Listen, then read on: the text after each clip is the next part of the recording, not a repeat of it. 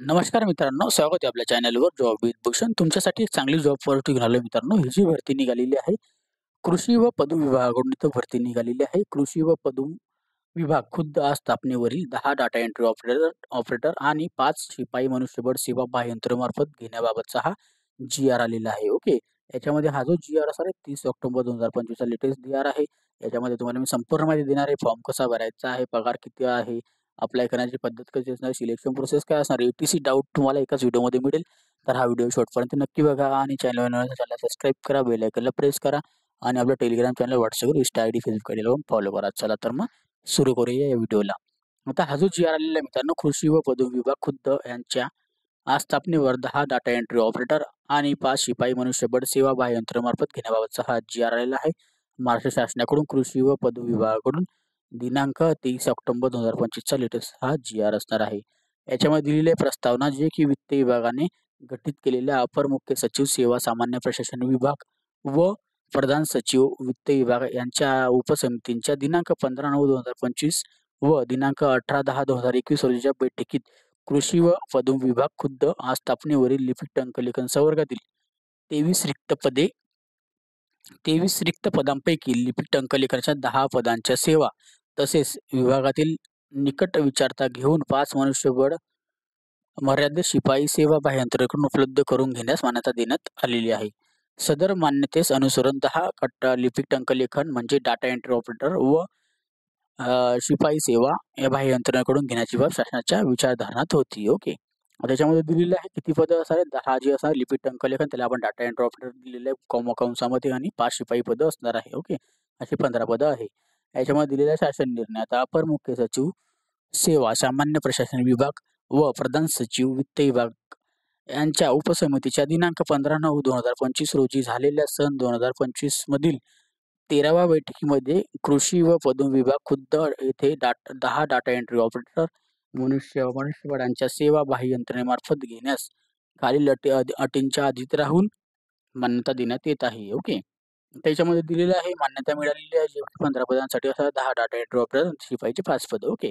लिपिक टंकलेखनाचे नियमित पद उपलब्ध होईपर्यंत किंवा 2 वर्ष यापैकी जे प्रथम घडेल त्या कालावधीकरिता डाटा एंट्री ऑपरेटर मनुष्यबळ सेवा उपलब्ध करून घेण्यात याव्यात. म्हणजे आता काय सांगितलेलं आहे, जोपर्यंत लिपिक टंकलेखनाची पदे एम-पी-एस-सी मार्फत भरली जातात. ओके. एम-पी-एस-सी ग्रुप सी कडून हे भरले जातात. जोपर्यंत ते पद भेटत नाही 2 वर्षामध्ये, तोपर्यंत तुम्हाला काम करायला भेटेल इथं. नाहीतर मग लवकर मिळालं तर तुम्हाला काढण्यात येतील असं सांगण्यात आलेलं आहे. ओके. आता याच्यामध्ये दिलेलं आहे वित्त विभाग शासन निर्णयामध्ये 27/4/2022 नुसार अनुसरण कार्यवाही करण्यात यावी.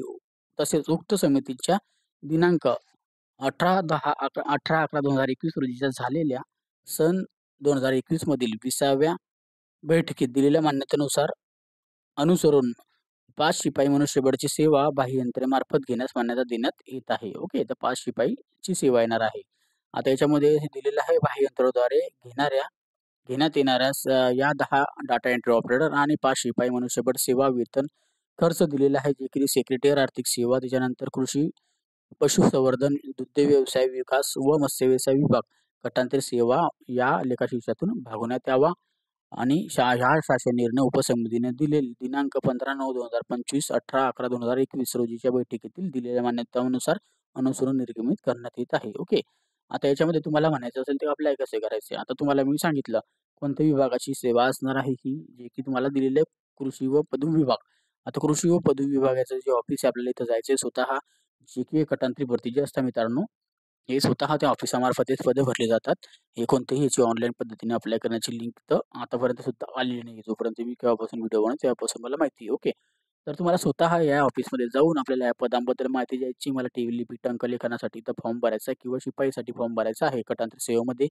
ते किती वर्षासाठी असो, 2 वर्ष असो, या तुम्हाला 1 वर्षासाठी असो, तिथं काम करायची संधी मिळेल. ओके.